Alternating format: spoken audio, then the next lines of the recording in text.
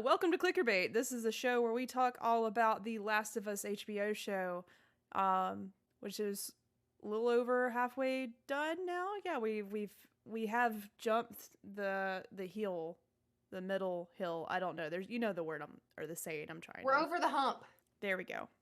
We're over. Yep. It's all downhill from here. Literally. But my name is Kayla. I am one of your hosts and big Last of Us fan. Yes, Jerica, the other host over here, also big Last of Us fan. So glad that you could all join us here today. If you are watching on our stream, we're live streaming this episode. Sometimes we do it, sometimes we don't. And I felt on a whim that we should, and we are streaming now. But yeah, overall, we'll recap the episode here in a second, talk about what we liked about it, anything we didn't like about it. And this episode was one, I don't know about you, Kayla, but one that I was definitely looking forward to. And we'll get to a few reasons why here in a second. But from the previews, I was excited to get this episode finally. One, I just missed Tommy, right? Yes. Gosh. Anyway.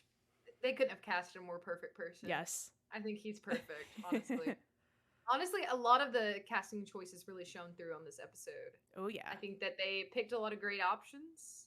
Jerica predicted the future. It's what we'll I do. We'll talk more about that later. But we decided to start ClickerBait as our kind of like side project. Our main podcast is jkgames podcast. So you can follow us on all of our socials. It's still jkgames podcast, Instagram, Twitter, YouTube. We also, if you are able to listen live, whenever we do go live, we also post the video on YouTube if you want to see our lovely faces and watch that way. Also, feel free, if you are watching live, throw any questions you have in the chat, even if we're not to that point yet. We love getting questions from you guys and commentary because it allows us to kind of have like some talking points around. We love to hear what other people think about the show. One of our things we were most excited about when Last of Us was coming to the big screen is hearing other people's opinions and more people having access to the media that don't necessarily play the game. So I always love hearing from my friends who have not played the game but have just seen the show because it's always really fun. Hi, P-Swag. What up?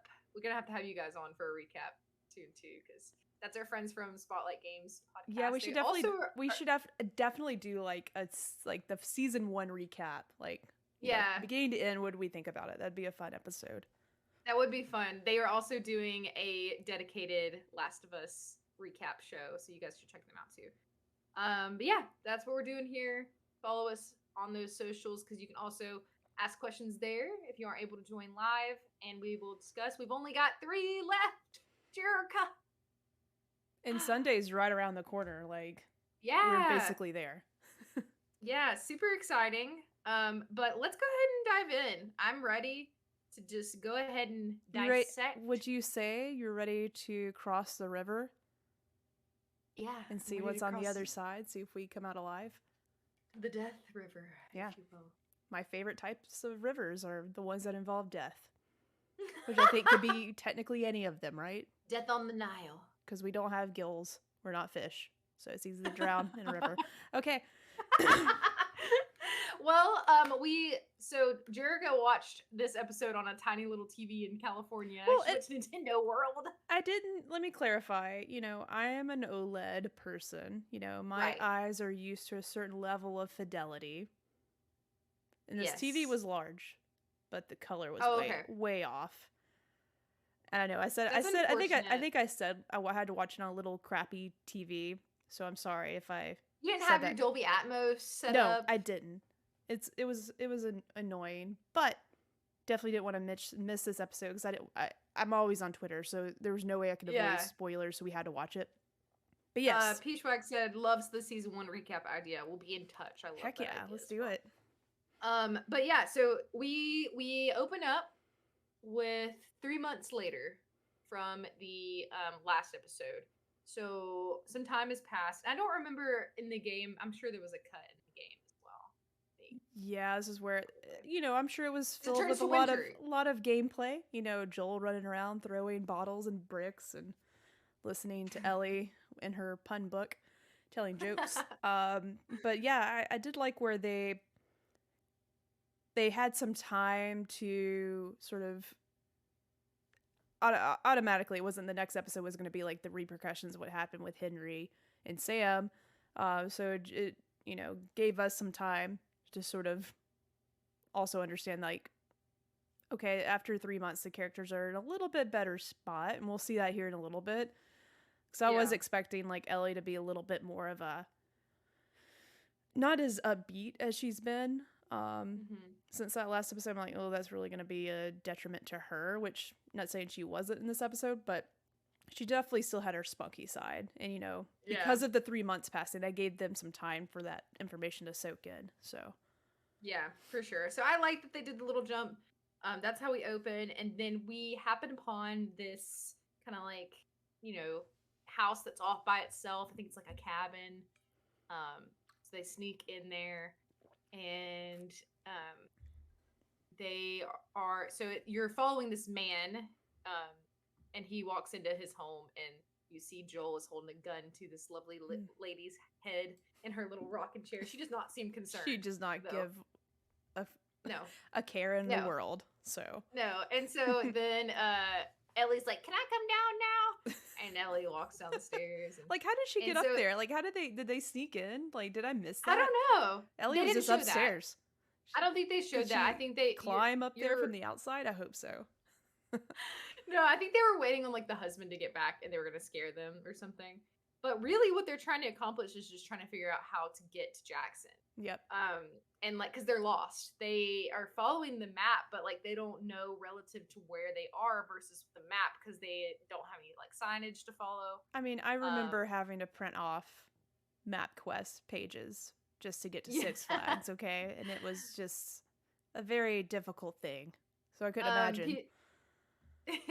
And then I like that, like we talked about in a previous episode, I really don't feel like this couple was an actor. Like, I don't think they were actors. I feel like they asked to like use their house, and like that's not a knock on them. It just seems like they were very like normal, you know?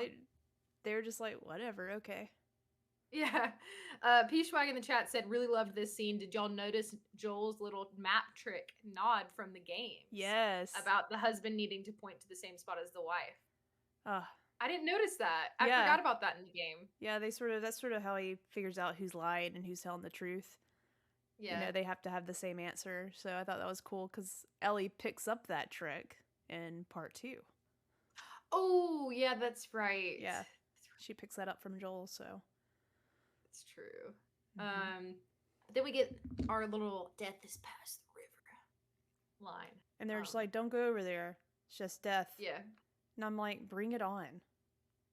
Yeah, they're basically like, I mean, at this point, you know, we gotta do what we've had it pretty rough at this. Yeah, they're like, we'll give it a shot, you know. I did think that this episode had some of the most beautiful scenery. Oh yeah. Like, I thought it was stunning. I think that it did a really good job of replicating the scenery from Jackson Games. Did you agree with that? Yes. Oh my god, everything about this episode was just so pretty, and it was really cool. I did like, you know, I started this intro video, just them, well, they've already sort of touched on them being, I don't know, they're pretty close to Jackson. They're pretty close. But there was some, anyways, before I get to that topic, I'm rambling here. The lady was just like, I didn't know there were Firefly people. Like, that was one of my favorite lines from the whole episode. I thought it was really funny because she has no idea. She's like, thinks there's like bug humanoid people, I think, out there, you know, not. I mean, there's infected, so who knows? Maybe. Anything's possible. Cordyceps. I think it's interesting because, like, again, I feel like we get a lot in this show of like outside perspectives or like kind of disconnected people. So like this couple is just surviving on their own. Like, obviously they talked about how there is not really any infected in this area. I think that they mentioned that like there's some, but it's kind of more remote, so there's less like of an issue. So like they're talking about fireflies and they're talking about all of that, and like you can really tell like they don't live in like a QC. Like, it's not really that kind of like experience for them. They're kind of separated. So I thought that was cool. But yes, firefly people. And So then, then, oh well, yes, go ahead. this next scene, because they're, you're going into the when they camped, right? Went to sleep. Yeah. This whole scene was originally going to be in the game, and like one of the first concept arts that were that was drawn of them, Joel and Ellie together, was at this campsite, like laughing Oh, and connecting. I'll have to send you the art. But I didn't know that. that was definitely concept art that was brought to life in the show because they didn't have a place to fit it in. And we'll get to that later too with Jackson. We don't go to Jackson until the second game. But they wanted to. Like they had already had concept art and assets that went into Jackson already. Like they developed that for the first game. They just didn't have the time. So I thought that was really cool. But the whole scene with them at the campfire was something that was supposed to be in the first game. So very cool. I didn't know that. That's good. That's good info. Mm-hmm. I hadn't seen anything about that. But we get some really good conversation between Joel and Ellie that I love, where they're talking about like their hopes and their dreams after, if they are to succeed with Ellie and use her as the vaccine, if you will, because Ellie brings that up specifically. So she asks Joel, she said it'll work, right? The vaccine. And you kind of get like that, and he's still a little bit hesitant. I feel like the crescendo and like the end of this episode, you really get an emphasis on their relationship and like the development that they've had. But kind of at this point, he's still like, when he kind of is just like that. That's but they because I think was it this episode or the last episode where he's like, what do you mean we? Like, because she's like, well, what are we gonna do? Oh, and, like, yeah. kind of. And so they kind of talk about their hopes and dreams, and when they're talking about like just all the nods in this episode to the second game is crazy. And like no spoilers for like the second game, but like a lot of this dialogue, like if you haven't played the second one, is like hinting towards a lot of things in the second game. Yep. Like I don't know how much we want to mention. Well, like that. I mean, this is really vague, but when they were sharing, like I thought it was really cool that Ellie opened up about space, and and then like just how they're able to go back and forth really starts to show that those 3 months that have passed, like they have definitely, they're not open to each other, but they definitely, and they mentioned this like in the after credits, just how much they know about each other because they have spent a lot of time together so far. So I thought I did love that Joel knew exactly which astronaut that she was obsessed with, and it was Sally Ride. And, it was just sort of like he was able to guess that. And then Joel's, this will be interesting to hear in the second season, but Joel was wanting to have like a sheep farm and have have a little farm. And I thought it was an interesting thing because that doesn't happen in the game. He doesn't mention that in the game anywhere, so I thought that was a nice little nod to. I think that was a nod to what Ellie like has, in the second game. Yep. Oh, it definitely was. And, and we'll get into God. I wish I knew if I'm sure people are watching, but I'm sure everyone in here has played The Last of Us. If not, skip ahead 2 minutes. But I think it's going to be really more... I'm going to be very vague about it, but I think it's going to be super impactful when you get to a farm in the game. Kayla, you know what I'm talking about. And in the show, now that she's had that conversation with Joel, like this is what he wanted. It's just going to be another layer to her wanting to not live this happy life and how she can't let it go, knowing that this is what Joel also wanted. So, Patrick in the chat said, didn't put that together. Yeah, she has the sheep farm, Patrick. Yeah. Which, in the game, like Joel wants to be a singer, and he mentions that in this episode. Yeah. But that was just an interesting thing that he also said, that he also wanted to be on a farm, live a simple life. And I thought with the farmhouse. And I was just like, man, that's going to be something else that's just going to be on her shoulders in maybe a couple seasons from now. So Oh, hi, it's Jordan OMG. Thanks for stopping by. Yeah, so we really get some great conversation, and with this show so far, I'm sure everyone's put together. Once you get that wholesome, nice conversation, something's gotta give. Something's gotta happen to bring you back down. Yep. So don't get too excited, folks. So yeah, they have really great conversation about that, about their hopes and dreams. And then obviously like the astronaut talk is like really cool because you get in the second game, you get an astronaut kind of scene. Which is really awesome.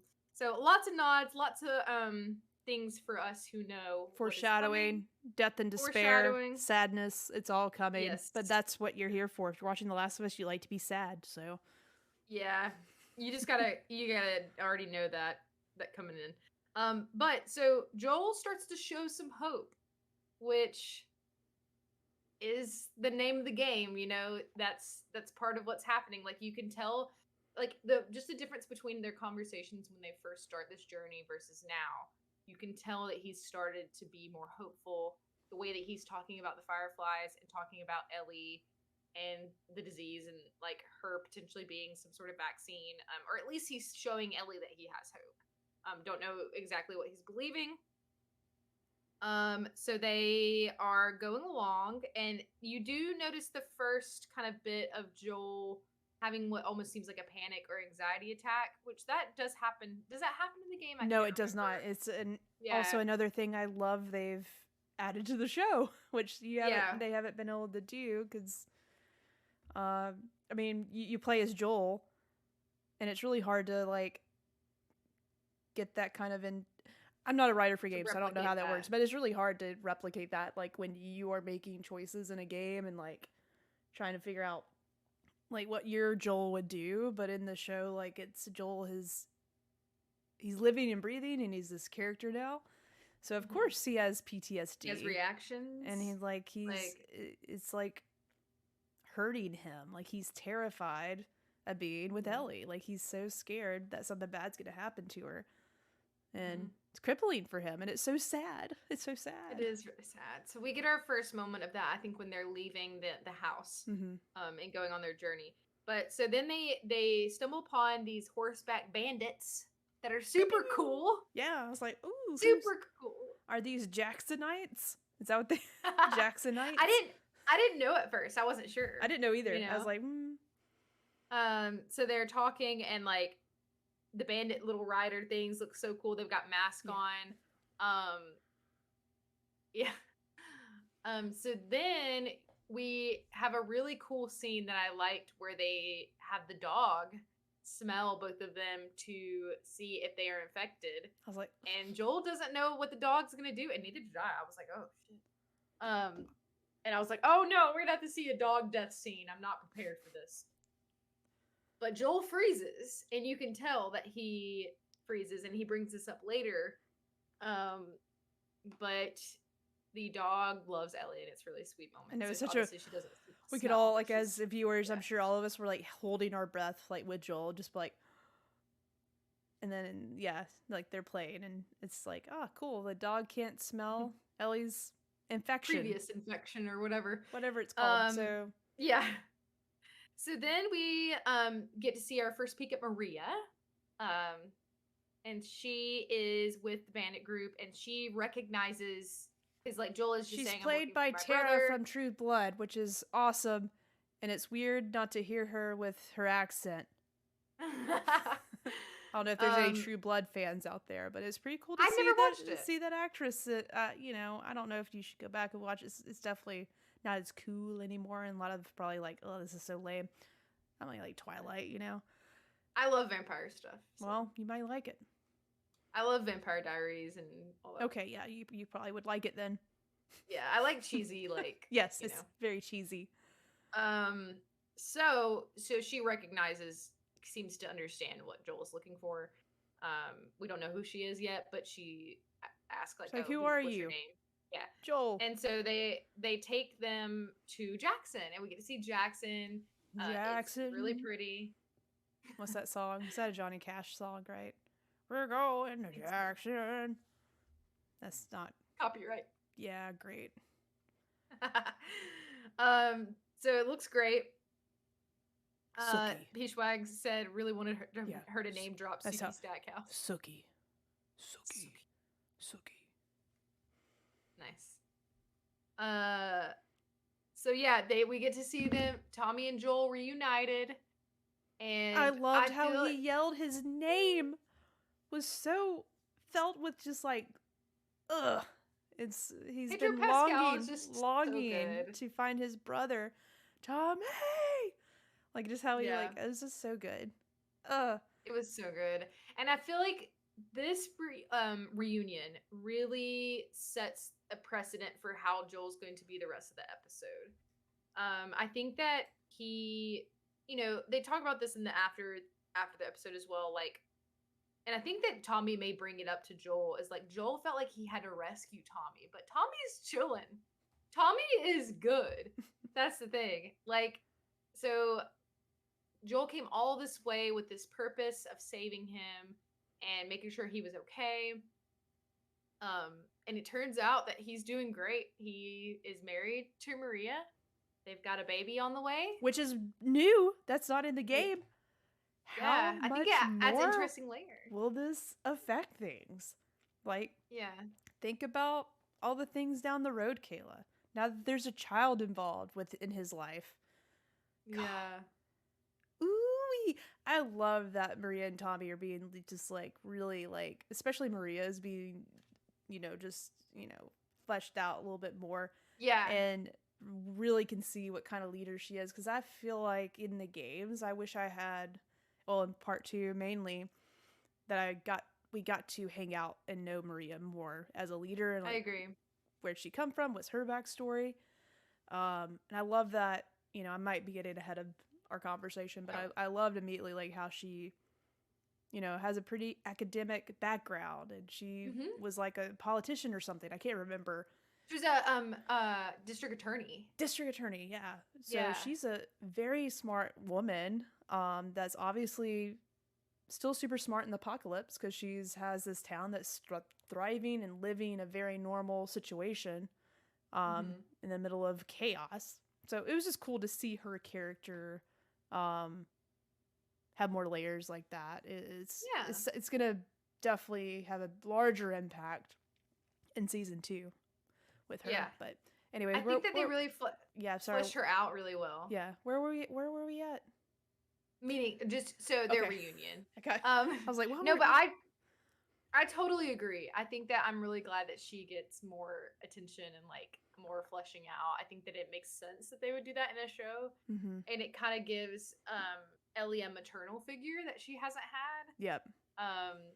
Like another woman to look up to, right? And not just not just Joel, like rough and gruff man. Yeah, that's what I'm not. He's not old. He's older. I don't know what I was trying to say, but yeah, rough and gruff. Is that it? Rough, gruff. Anyways. But something that I like, and I think is also interesting, is I feel like in the show we're really putting an emphasis on the reputation that Tommy and Joel had. Oh yeah. And the things that they had to do, and I think that's interesting. I think that's important.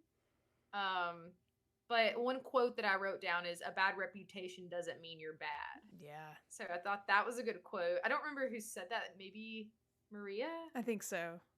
But Maria does circle back. Yeah, because I think because there's already, you could tell between them, like, Tommy has obviously shared things with Maria, and, she knows what things they've done. And I'm sure he has told stories about Joel and everything. And there's a reason Patrick why. Said the quote was from Tommy, he thinks, which makes sense. Because I think, there's a reason why they haven't been talking for a while. And it's really because Tommy has to play by the rules here. Like, obviously, he's not like they're not forcing him to stay there, but he is trying to protect the community. So, and Joel is definitely something that could bring harm. Like, bringing Joel into this town could bring some problems. So yeah, I would probably avoid him unless he like could send a letter or something, but I definitely wouldn't invite him over to the house. And they still missed each other. You can tell like they wanted to connect, but you definitely tell with Maria's like how she's talking to them, and she does not trust Joel and does not want him there. It's interesting because it's like it's almost like what Tommy's trying to do was like separate himself from the things that they did. Not necessarily from Joel, but like what they had to endure. And like Joel was still living in that. And I don't know, I have a lot of feelings about this. And like, I think this show and this franchise can be kind of polarizing. Like, because there's not like a right or wrong answer here.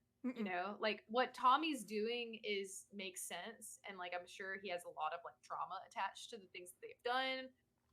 Some of the bad things they've done, they've killed innocent people, like they said. Now we don't know the circumstances in which that happened really, but like it's something that happened. And they bring that up too. Like he's like, we've killed people, like we've done really horrible things, and that was one of the things that, or one of the topics they touched on, that why Jax was probably so successful is that he met somebody that can do things better than they did, or differently and better than what they only could do. They only did those things because that's what they were good at and it's all they knew. So, but they talk about how like in Jackson they have to still kind of do that because like they don't allow everybody in, and like there's rules and regulations and things, which keeps I guess they're just just smarter about it, you know, and maybe more of a law, you know, like not just going around murdering just for the sake of it, but they would protect what they got, and not steal from people and stuff like that. Yeah, I will say you don't have to be as scrappy necessarily. Yeah, exactly.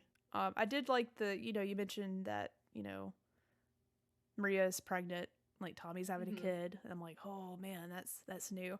But there was a quote here too that I just wanted to recap, like just sort of sets up like what you were saying between Joel and Tommy, is like, just because life stopped for you doesn't mean it has to stop for me, and I thought that was really like, Jesus Christ, like Joel's probably in the worst place right now because he's like seeing all this being slapped in his face, like his brother's fine, he's actually living a great life, everything's normal here, and he's having a kid, right? That's and Joel's just rough. like, why am I stuck out here in the cold? Why can I not have this? Or like, I don't understand, because he's lived the same life I have had, I definitely still see some, it's tough for Joel. For sure. That seems really hard to watch. Peachwag in the chat said, I like the implication that they make themselves seem like bad people to just keep people from getting in their business. That too. In Jackson specifically. Yeah. Good call. Yeah. Definitely makes sense. But yeah, so we can't skip the craziest scene, probably. Okay, so let me set the stage. Are we talking about my prediction? Yes, Let me set the stage. I'm sure other people had this. What prediction. episode was this that we predicted? We did it on air. It's before we even started. Like or episode 0. Ever since I've seen that they're gonna go to Jackson, I was like, oh cool. I started doing a little Google search on like, when did other people get to Jackson? Were they there when Joel and Ellie met at the dam in the first game? Like, would these people technically be in Jackson already? And the answer was yes. So I thought it would be really cool, obviously without knowing there's going to be another season, this was even before we knew. If I were them and I wanted to like make my fans happy, I'm like, I would make some fan service. I would make something that was talked about in the game, make it make sense. And because we might not have a season 2, so let's just put it in there. And I predicted it. So I thought it was really cool that, even though in the first game we don't go into Jackson, now that they're here, you could actually see maybe some cameos. And we got that, and there's a scene that Dina is talking to Ellie about in part 2 while they're on their little adventure. And it was like, I remember the first time I saw you, you were eating and smuggling jerky and eating it basically like you, and Ellie's like, yeah, I didn't know if I was going to get another meal. Never had that much food. It wasn't jerky, but it was Ellie eating, and I loved her reaction to it. It was perfect. She's like, Ellie's just eating her food, and she looks up and sees this girl staring at her, she's credited staring girl. Perfect. So we'll call her staring girl for now. And she looks up and is like, what? I just love that. And Joel's like, mind your manners. Yeah. And I think Maria's like, there's just other kids that are, curious, and all of us were like, Dina, when we saw it. Me and Audrey were like, this Dina, oh my god, they did it. Yeah, and you definitely predicted it. I mean, I'm sure, like, yeah, I mean, you know, other people might have, but I'm gonna say you did it first. Yeah, I definitely thought that would be something they would do. I'm so glad that they did it. And what's funny is they technically haven't like confirmed it. Yeah. Neil Druckmann's being very like, you know, oh, I don't know. I will say this, like, obviously, good casting call for Dina, but I will say this: she seems a little bit too old. Yeah, and she seems older than Ellie right now. Yes, which might flip later on. I don't know. You know, I don't know. We all looked a different age at different points in our lives. Sometimes, yeah. Tomorrow I'll probably look 55. Like, it tends to happen, and not the other way around, unfortunately. But I will say this: they'll probably do a recast, I'm sure, like, because they didn't know when they were doing this, they didn't know they were gonna have a season 2. So that's probably why they're not like drawing too much attention to it. Yeah, but who knows? That could be who plays her. I don't know. So yeah, P-Swag in the chat did say, I bet they recast her for sure. Yeah, I would think so. And like, I think that's fine. And maybe it's fun to just kind of like. I thought it was cool, like how like she was watching Ellie, and it was just surprising that she got sort of freaked out by her and like just like got caught and like ran away. Like, yeah, because like what we know about this character, pretty much in your face and not scared to like call you out on stuff. So I thought that was cool. Like, I wonder how they're gonna write her character. Yeah.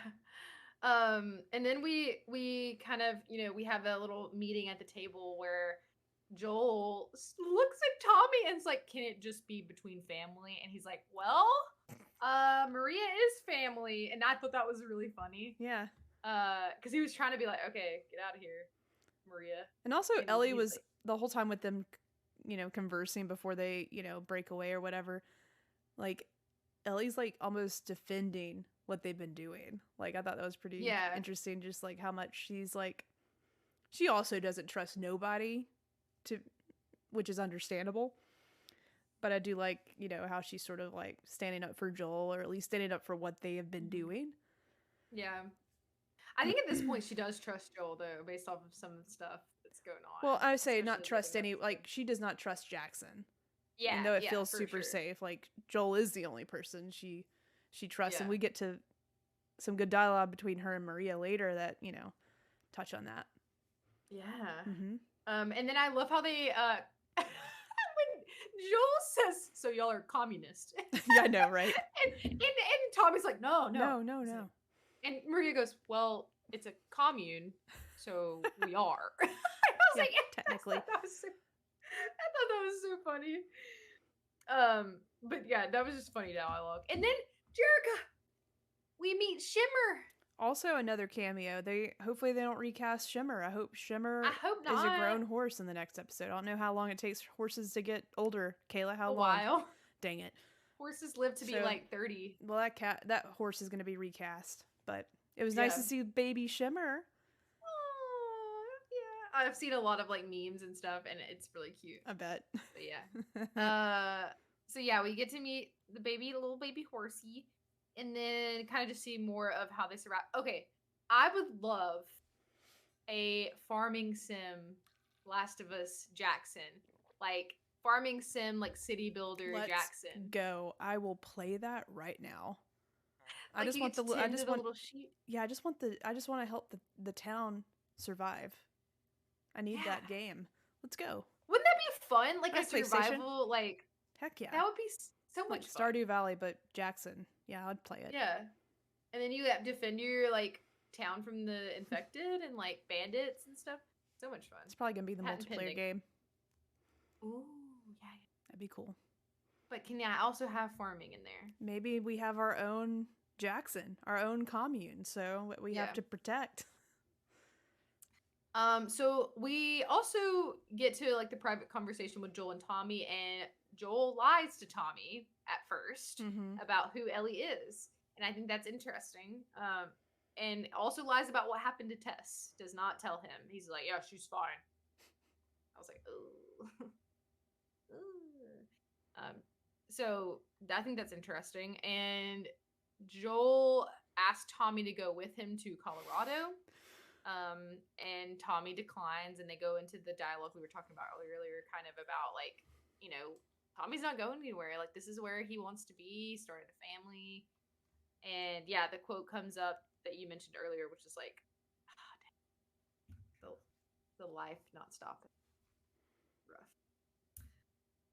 So yeah, we find out they're having a baby, and then we cut to Ellie just being able to Ellie, this is like the first time she's been by herself. Yeah. Like in months and months of like her having her own like space. She gets a shower. Got a nice little robe and a diva cup. Once again, good call out to taking care of those period things in the apocalypse. I love that those things are being talked about because they're questions in the game. Those are not consumable items you can pick up in either game. Yep. So that question is being answered in the show. How much that sponsorship was, Oh yeah, that's a good question. Yeah, I'm sure. Yeah, and the Tampax in the first episode, or second episode, now diva cups. Yeah, and so Maria leaves her out some stuff, and I think that's like the first kind of like showing. That Don't wait for the infected to show up on your doorstep when you might be. Yeah. That was I was trying to make a commercial with the diva cup. That was so delayed. When you're on the go, and you gotta run from your clickers, and you don't want to leave a trail. They're gonna find you. God, we're hilarious. So yeah, we are. Why have we not, the official companion podcast? Dang. Have you listened to the actual companion podcast at all? I've only listened to this. I haven't for reasons I don't want their thoughts to get in my thoughts. Like, I really want this to be, a pure Jerica thought. So no, but I did watch, I say that no, but I did listen to the last episode because I was curious about what they were going to say about Dina's cameo. Like, I'm like, what's, I want to know, like, what, was that actually her? Was it? Did they say anything? Oh yeah, they said it was definitely, they never said yes or no, but they're like, yeah, it's something that happened, talks about in the game, so it matches up with this, so who's to say? Mm-hmm. That's very non. Yeah, they never did like officially confirm it, but they sort of confirmed it. In my notes, I put Diva Cup equals more apocalypse efficient. Yes. So Maria kind of goes into kind of mothering Ellie, and persuading her to be wary of Joel. Mm-hmm. Cuts her hair too. Is that when like she's getting her hair cut too? Yeah. So Ellie goes to Maria's house because Maria left a note on the stuff that she left for Ellie. And you see her change into her jacket that we know so famously. And so she leaves a note and says, like, my house is across the street. So Ellie goes across the street, sees Maria, and sees the memorial that they have up for Maria's kid and for Sarah. Written on the something like kind of like a memorial thing. I don't remember if Maria had a kid in the game. I don't think so. If she did, I don't remember her talking about it. Yeah. But that's also where Ellie learns about Sarah and Joel's daughter. This whole time, Joel has not mentioned this to her. The whole time they've been together, had so much time to talk. Oh. Yeah. Okay. Oh, that explains a lot. Yeah. And then so, Maria's telling her about her experience and like talking about Joel and kind of trying to make her, and Ellie's still on the defense with Joel, like has his back. So another good quote that was from Maria is, be careful who you put your faith in. The only people who can betray us are the ones you trust. Rough. Foreshadowing. Rough. Peace Mike said use the code Cordyceps20 for 20% off your Diva Cup today. That's what I was looking for. Thank you. That's what I was trying to come up with. That's perfect tagline. That was good. I might tweet that. I might steal it from you. I'll tag you. So, I'll quote you. What do they say? Is there a quote, tweet, quote, requote? Yeah. You should tweet it and then let me retweet it. Requote your tweet. I don't know how Twitter works anymore. So Joel fesses up to Tommy that Ellie is immune and tells him the whole story from beginning to end. They have a moment in the garage because they make up because they fought after, like, you know, Joel blew up a little bit about because Tommy's living this happy life that he wants, you know. And this actually brings me to Peachwag, who is in the chat, actually asked us a question on Instagram and said, "How do you feel about the pacing of the Ellie and Joel fight with Tommy? It felt a little rushed." It did. It was. I can see that. Yeah. There was a lot in this episode, though. It was jam-packed. So, but yeah, it was fine. I didn't think it was too far off. I mean, I think obviously, like, in the game, she runs away, right? She runs away. She hears it and, like, runs away. Am I keep saying that over and over? I wasn't looking at. I should have been looking at you. I was like, does Kayla not hear me? Oh, I wasn't even looking. If I wasn't looking at you nodding, I was looking at this. I have this article pulled up trying to help me keep organized with the timeline of the episode. Oh, gotcha. But yeah, she runs away and you have to like find her in the game. So, but you learn later in the episode that she was listening to this conversation. Oh yeah, sorry. I think. Yes. Yeah. But you don't see her, but she references it later. Because which I thought was cool. They had movie night and they had all these kids in which I love the barn and the lights. I was like, oh, it looks so dope. Another nod.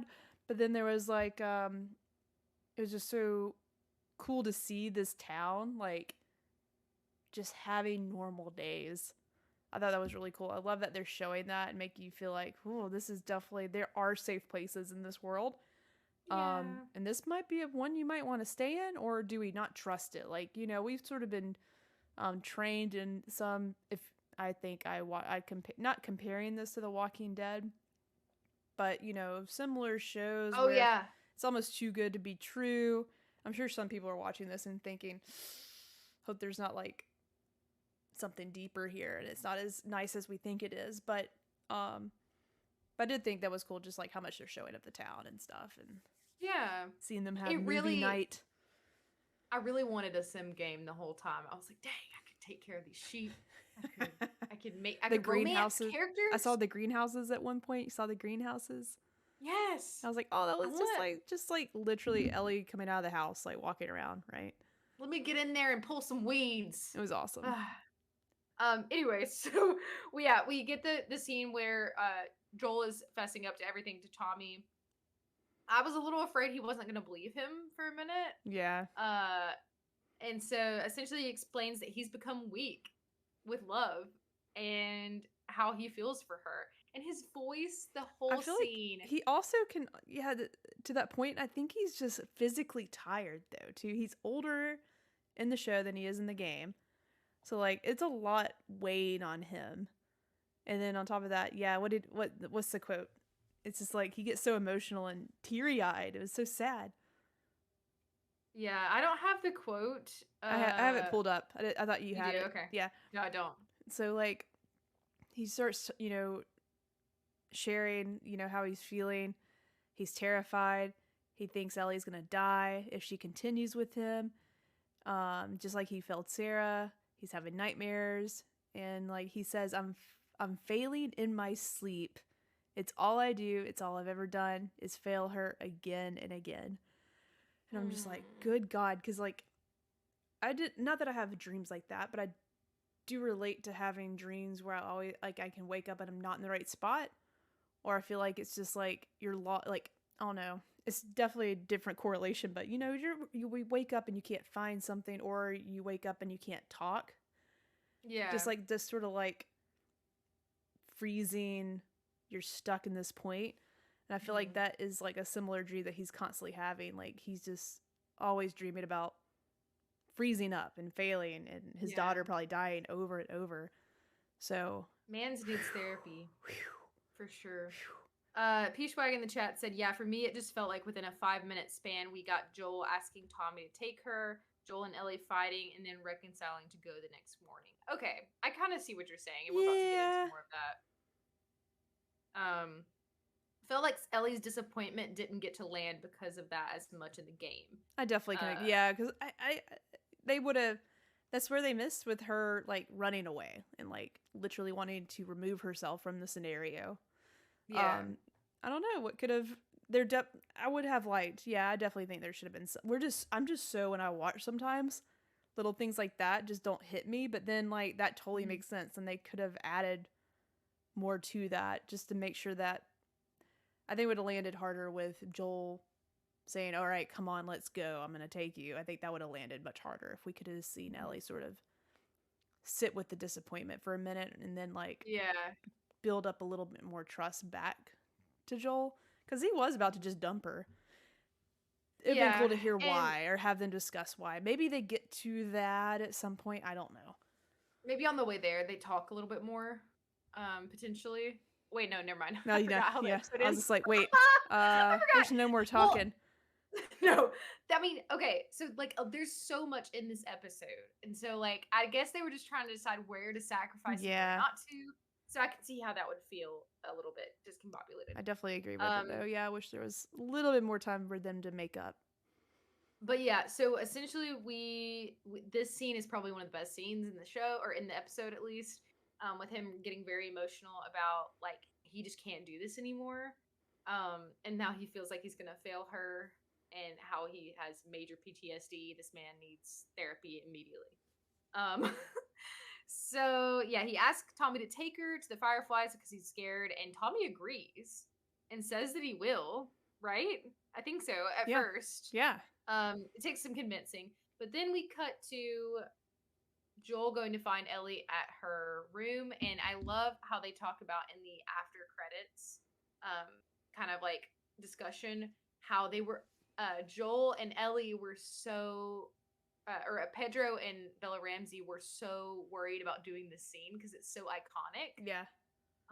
That they were really psyching themselves up for this scene.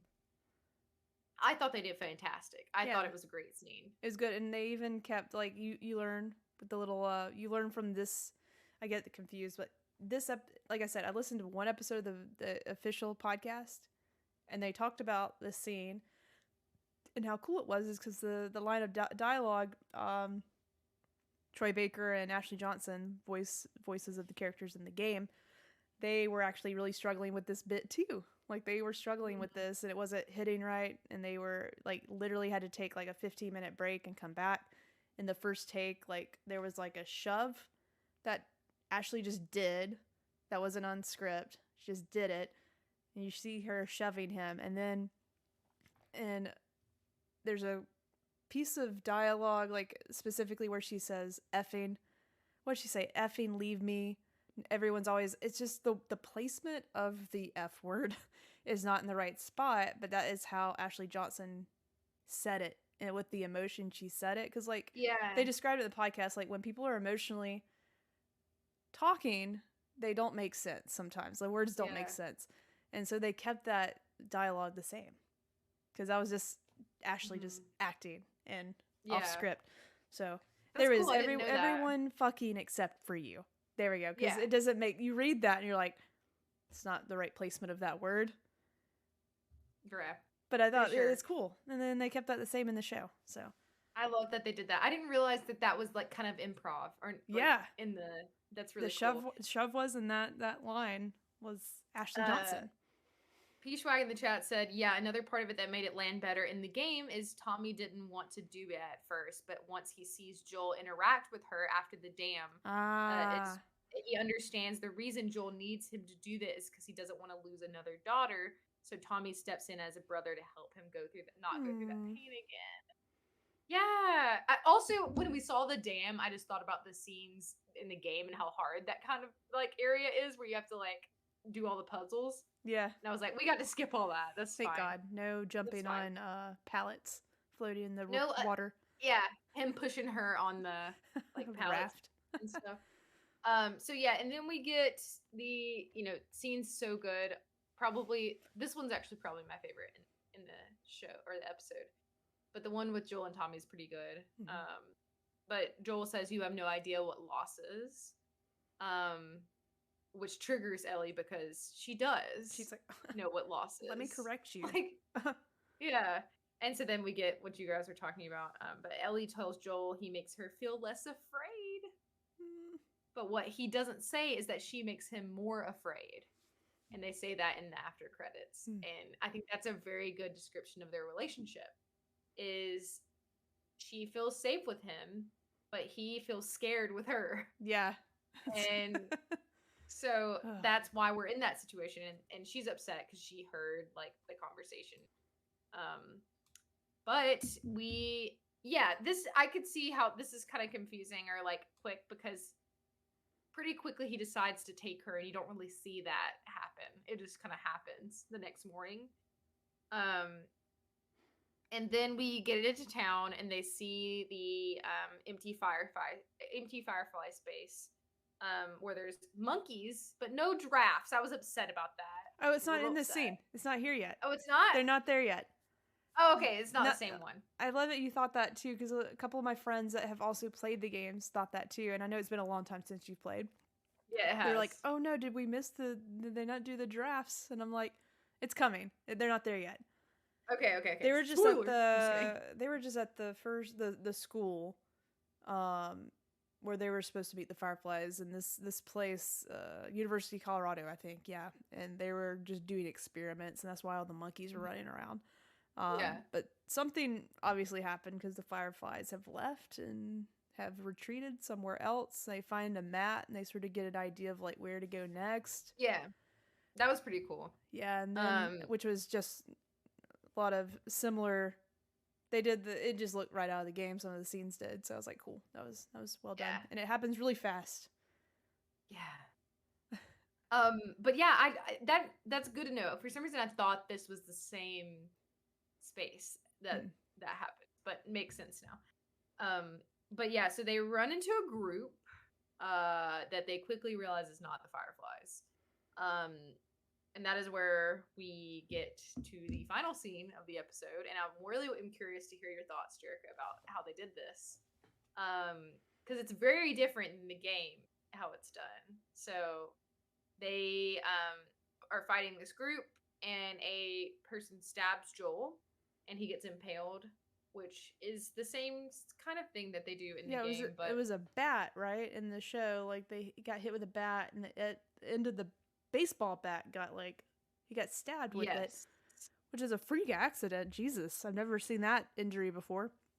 And the way that they show it is cool, like the way that it's shot, because they don't show like, yeah.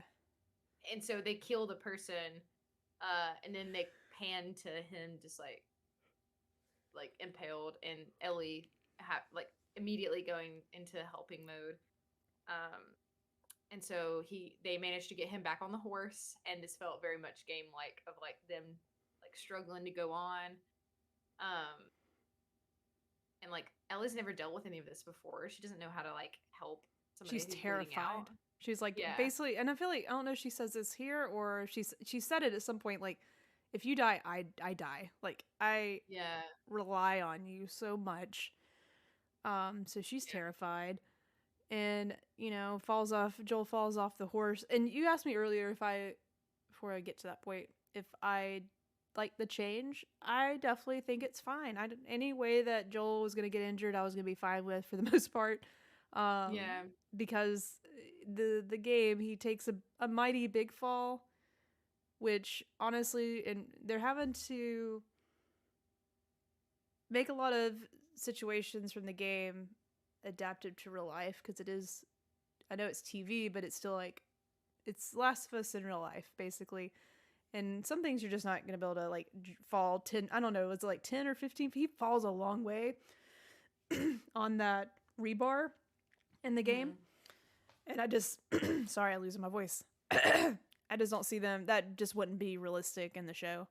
A lot of action scenes like that could just take you right out of it. So yeah, I don't see how he would, like, in the game, the way they handle it is they kind of cut and they don't show you how he gets off, and it's like, how does Ellie get him off of that, Yeah, like, realistically. And also, like, how did you survive that, as it's a lot more unlikely. Honestly, if I would have fallen that far and got impaled, I would just be like, kill me now. Which we're not going to say what happens, so you guys will just have to see next I just week, give up on life. Like, yeah, I would be so tired anyways. Joel is a strong man to keep fighting mentally, I guess.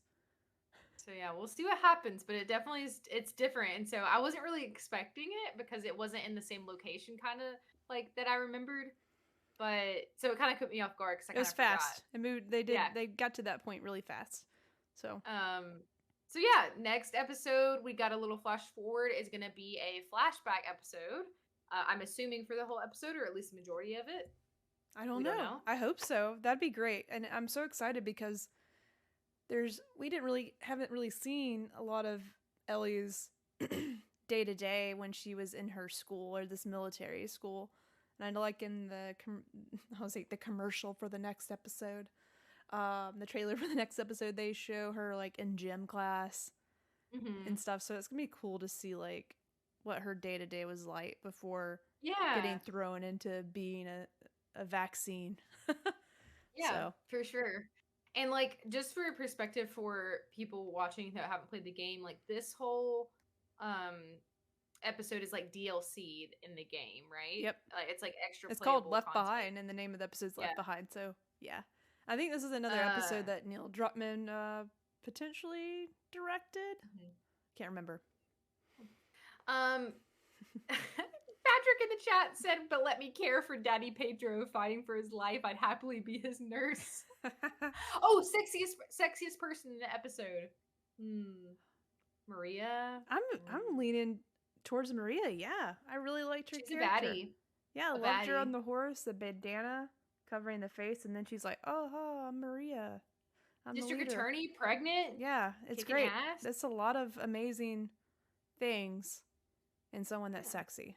So yeah. We had one more question. Let me go find it really quick. It was a really good one from Twitter. Again, you guys should follow us over there and ask us. Can we also say Shimmer was sexy? That was a good-looking horse. Yeah. That was a sexy little baby horse.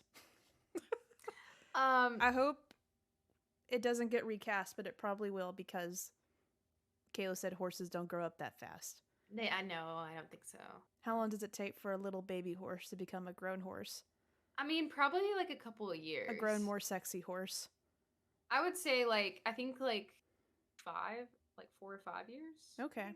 All right. Well, never mind. So from @Jeremiah Phobes, I think is how you say that. They asked, could you feel a female directional eye in this episode compared to the last 5 before? We had a female director this episode. Oh, absolutely. You could. I think everything they threw in this episode, I love the Maria and Ellie back and forth. Like, it was just really cool. Like, something you don't get in the game, and I could take more episodes of that. Patrick said, "Mommy Maria, let's go."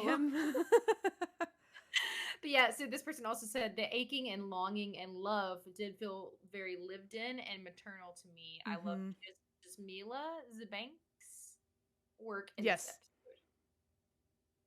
So yeah, that's interesting. I didn't realize they talked about that in the podcast episode. The one I've listened to, they talked about a lot of that, and I thought it was really cool. Like, initially too, she wanted to I forgot, there was some kind of idea. He wanted her to direct another episode because of this and that. And then she's like, no, I want to do the opposite of that, which is writing for Jackson. I forgot. You just have to listen to their podcast. Don't listen to ours anymore. We don't have any good information. I'm just kidding. Just kidding. Don't leave. Only 3 more. But yeah, I think that pretty much wraps up my thoughts. I have an idea to make a ranking of what episodes I like the best. Yeah, we should. We definitely should rank them. Yeah, we could do that on our collab episode. Yeah, let's do it. Let's rank them. Let's put them on a board or something, or some kind of use Keynote or PowerPoint and do put it on the screen. Oh, let's rank. That would be fun. That would be fun. But yeah, this one's pretty high up there. I really loved this episode. A lot happened. So I'm surprised our recap is only an hour and 5 minutes. But yeah, Patrick said, yes, love a ranking. Yeah, I love a good tier ranking. But yeah, so that's episode 6. We have 3 left. Next, we've got kind of a flashback episode. I'm curious. Do we want to make some predictions for the next episode? Do we think that, all right, I'm ready. What do we think is going to happen? What do we think? I think this is all going to be just a flashback episode. And then it gets to the end. is when Ellie's like on her own. Cause like I know we're trying not to avoid spoilers. I'm sure everyone in here. By the way, if you're still in here, just come back for the next episode. I'm about to spoil things. I think it will end with Ellie going out on her own and getting caught. But I think we're introduced to David and At his the very goons, like him, like she's shooting the deer. I think she was trying to kill the deer, right? Mm-hmm. I think that's the end. But I think this is a very small section at the end. Because that whole next episode's going to be that whole story with what happens with David. But I think this whole episode's a flashback, and I love it. Give it to me. Mm-hmm. It's got to be where maybe Ashley Johnson's performance comes in. Because, you know, she's in the trailer. Ellie's mom. So I'm wondering if that flashback has anything to do with this episode. Yeah. I don't know. I think it will. I think we'll start with, like... Are we watching a whole flashback of Ellie as a baby growing up? Like, are we getting this whole... I think we get something like that, actually. I think we see, like, her parents, like, experiencing the beginning, because she's 14. Well, no, that wouldn't work. Well, basically... Well, I was going to say, like, maybe seeing them, how they deal with the onset of the apocalypse, but that wouldn't work, right? Because that was 5 years before. It was already happened. Like, the apocalypse has already happened when Ellie was born. Which leads me to this. I'm glad you mentioned that, though. Marlene... was one of Ellie's mom's friends. Like, they know each other. And Marlene's the reason why Ellie got put in that school, because her mom was like, take care of her. So, anyways. Patrick had a suggestion. I kind of feel like we will get a little time jumping to present time of Ellie trying to get Joel medicine. Okay, like, that'd be fun. Like, back and forth, maybe? Maybe. Okay. It's possible. Let's see. But because she does get to a mall, and that's sort of like what sparks her memory of this whole scenario. Yeah. Okay. All right. I'm just eager to see how they do it. I'm ready. Let's go. Yeah, I'm excited. Thank you guys for listening. If you've watched live, thank you. We appreciate it. Sticking around. We will catch you guys in the next. See you next time. Bye. Left behind. Ooh. Don't get left behind. By your kin.